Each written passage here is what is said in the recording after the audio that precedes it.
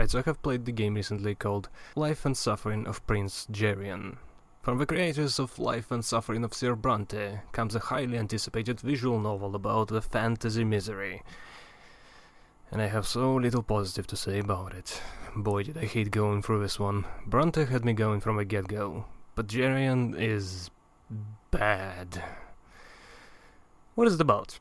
The great Archean Empire sprawls the entire known world. The blue-blooded, blue-skinned Ubermensch govern it with ancient tradition and an ironclad dogma. And at the heart of it all is the Tempest dynasty, with blood that flows through the ages all the way back to the twin gods. Prince Jerian's life is just one in a sea of many tempests, but perhaps it might be the one to end it all.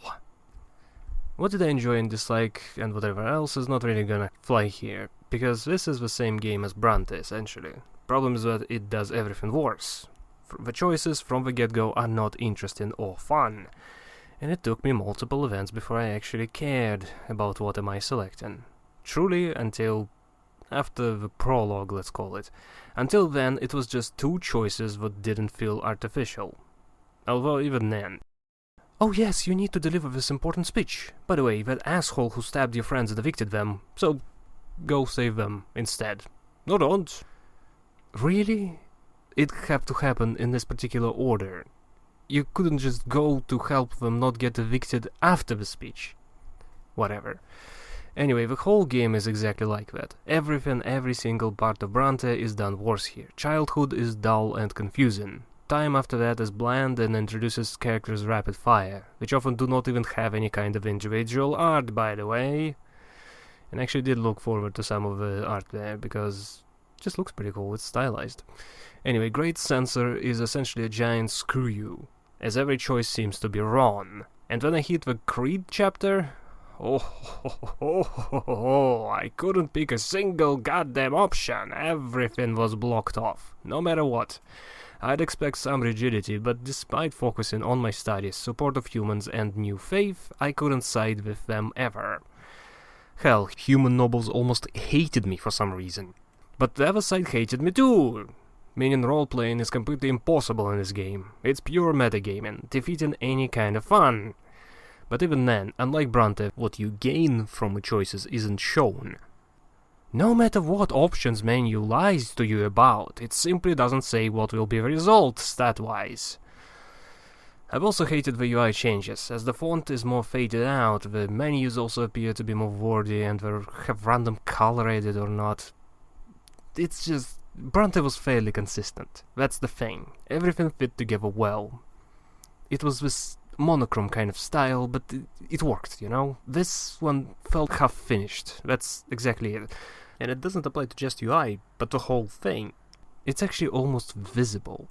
The childhood chapter seems to have the same kind of feel, albeit with a rougher outline. It's like the second of a third draft instead of the final product. But the rest of this? It's like they didn't even make any drafts. They made the beginning and just realized how much bigger the scope of this is than Brante, then half-assed the whole thing and shipped it as is. To be fair, I understand. Brante is just one guy in a sea of however many are in that empire. The future emperor has so much more going for him, so much more happening. So I can assume this would be infinitely harder to write, and if they were to do the same kind of polish, the game would be at least 3 times longer. But it doesn't excuse what they actually made. And it really boils down even to the level of writing. I've seen more typos than the average choice of games game, and I generally miss typos pretty easily. I don't know if there's a name for that, but I often do this kind of thing where I move past a mistake or misspelling with the brain filling in the blanks. So there must have been even more mistakes than that. It's not the biggest of deals, but it's a great indicator of how much attention to detail is in this game. Some of the inconsistencies I have noted while playing, and spoilers obviously, but I didn't finish the game. These are like early or mid-game spoilers if you care. But again, I'm gonna stop right here and say, don't buy the game, please. If you want to play a visual novel, there's plenty. This one is pretty unique, but if you want this kind of style, if you thought Brante was good, don't touch this one. It's so terrible in comparison. So, Inconsistencies I have noted. Gaius is presented as meek when in company of his wife and most of the time on screen. The event where she goes out of her way to try and seduce Jerian ends with her, well, either you let him walk away as he amicably parts, or you elope with her. Other times there is a family dinner and mother has a disagreement with Corny. Uncle Gaius nervously plays with a tablecloth in the corner. That's his only contribution to this argument. Then another event, he is berating Ferdinand for trying to mount a naval expedition. And when the Emperor stops attending the tournament, Gaius keeps Ferdinand in the chambers with the other members of the imperial family when Ferdinand tries to walk away. He was thinking, like, we don't want to include him because he's not a blue blood, as like the same as him, but, Gaius included him. And then in the Creed chapter, Gaius starts the chapter with a big supportive rundown, entirely unlike everything he has done before, while also mentioning how close he was with Corny as they were brothers, despite not once interacting with each other on screen, at all. I do not recall this happening even once. Overall, he flip-flops from being a vamp to being a very friendly, supportive uncle, but then again, what the hell was that ship event? Why did he would get so upset with Ferdinand? I didn't... Anyway. Then there was a mother. Cyrilla. Yeah, I struggle to remember the name. And she has that aforementioned event during dinner with Corny where they argue, and she's all about tradition and racial supremacy, so, not exactly aligning with me. Meanwhile, she cheats with Cornelius with a magical mask excuse and finds a random lower Archean to have an arranged marriage with a player character. And during the Emperor's pity party, the two argue, Cyrilla and Corny, yet again. Only she cheats! Yet again! Can you just pick a lane, woman? All this being her behavior, I suppose, is probable. I suppose US politicians are well known for doing crap like that.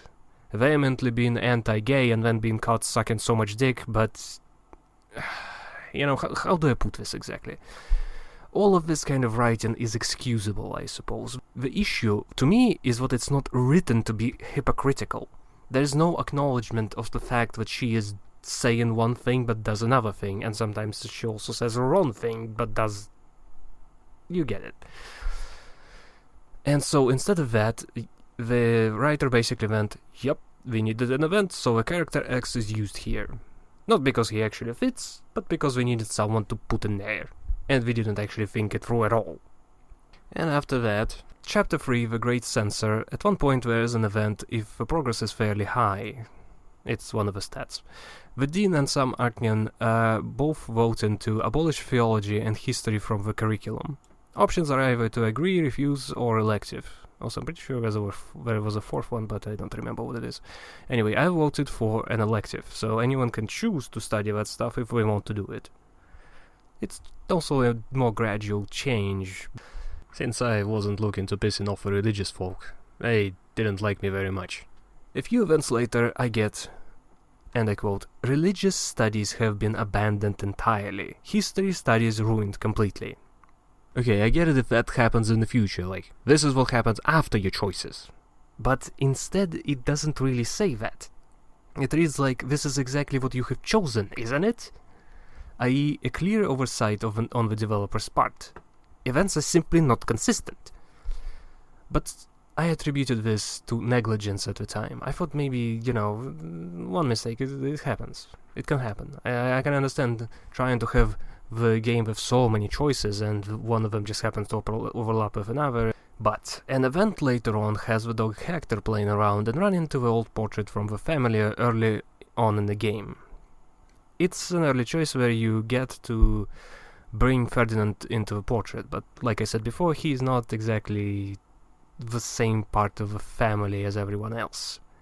It was a major choice that had an impact for a while after that. It's not even a comment in this chapter. It's not even a throwaway line. Ferdinand is simply not in the picture. He is clearly not there. No word about it at all. So I assume maybe if we screwed up the art and Ferdinand is just not drawn in. It's like, okay, but text doesn't acknowledge it either. There's nothing. That earlier choice is not here. and it very much was a crucial choice early on. But apparently the problems don't stop there. Developer went on a rampage, purging the Steam forums of any dissent, as they used generative AI to generate art for their game, which I didn't figure out at the time, as I thought they were simply having a bit of a giggle, see? I mean, artists using goofy images for reference isn't unheard of. Comics definitely do that. But the community has sniffed out the source for this. And I personally also noticed another oddity, this guy's face in the middle. Anyway, you can see that guy in the background. His eye just looks so odd. It's not technically wrong. If you zoom in, you can see what they're trying to draw there. But something about it just doesn't align properly. And I think a proper artist would do this. So these accusations, they make me wonder. They also make me wonder, why do I keep stuttering so much? Anyway, they do make me wonder how much effort is there in the text of this game exactly. I hate AI, or more like learning algorithm, as much as the next guy. Artists, writers, entry-level jobs getting hurt, to say nothing about the water, hardware prices, ecological and climate impact, even if you ignore all that and simply brush aside the usage of this garbage for art. The text is the meat of the game. The most important part, the reason to even spend any degree of time on this. Is the text AI generated too? Because it sure is a downgrade from the previous game. Although a downgrade is not exactly enough of a word here. An utter descent. A rapid plunge, so quick that I'm getting hypoxia. It's depressing. The last time I have felt this way is when Warcraft 3 Reforged was released. And if you are not familiar with that either, do yourself a favor and pirate the original with a Frozen Throne instead, as Blizzard decided to kill it. At least it would run without ungodly lack of optimization, although I could have just stopped halfway through that sentence. At least Frozen Throne would run. Somehow, Jerian is worse in that respect as well. Sometimes crashing, sometimes taking 20 times longer to load than Brante, and randomly refusing to load at all. And by the way, I don't remember Brante crashing even once, even when I was using cheat engine and changing values randomly. Jerian basically always crashed for me if I left it in the background. Anyway, some people also complained about save corruption as well. I thankfully didn't have to deal with that, but I wouldn't be surprised if I played for longer. So all this to say, Sir Brante was free for a short time on Steam. If you have picked it up, do not play Jerian. Don't buy Jerian. Don't even think of Jerian. Enjoy Brante, and pretend like that's all that these guys have released.